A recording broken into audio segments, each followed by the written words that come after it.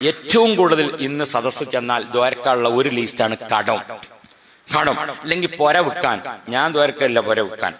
പൊര എത്രയോ പൊര എന്തായതാണ് നമ്മൾ ഉണ്ടാകാൻ ദ്വാരുന്നതാണ്, പിന്നെ വിൽക്കാൻ ദ്വാരക്കണം, പിന്നെ ഉണ്ടാകാൻ പറ്റും.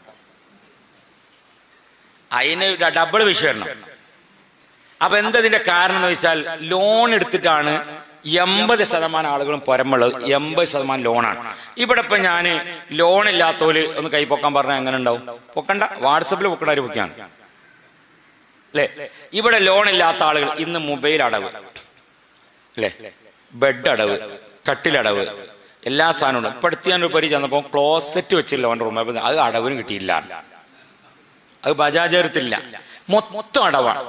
എന്നിട്ട് പിന്നെ ഉസ്താദെ ദ്വാരക്കണം കേട്ടോ, ഉസ്താദെ എന്ത് ദ്വാരക്കണം.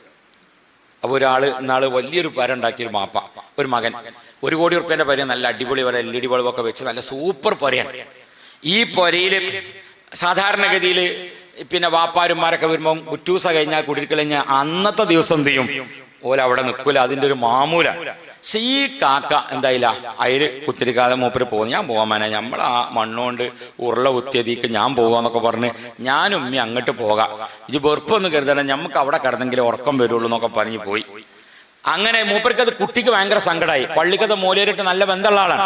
അപ്പൊ അങ്ങനെ മൂലയന്മാരോടാണല്ലോ പിന്നെ അതൊക്കെ സങ്കടം പറയാ.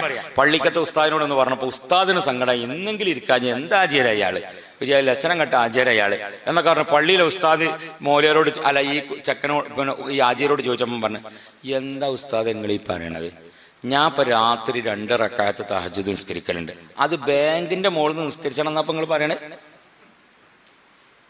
തിരിഞ്ഞ 80 ലക്ഷം ലോണാ. അപ്പൊ ആരതാ വരാ? ആരതാ? അതുകൊണ്ടല്ലേ ഓല് ജപ്തിക്ക് വരുന്നത്. ഇഞ്ചിമക്കും വരൂലല്ലോ.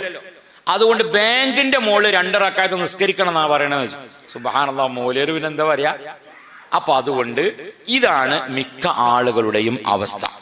അതുകൊണ്ട് സമാധാനവുമില്ല, രാത്രി കിടന്നുറങ്ങാനുമില്ല, ഒരു സമാധാനം ഉണ്ടാവില്ല നമുക്ക്. അപ്പൊ അതുകൊണ്ട് സമാധാനം കിട്ടുന്ന രൂപത്തിലുള്ള അൽഹംദുലില്ലാഹ് ചെലവാക്കൽ നടത്തിയാൽ മതി.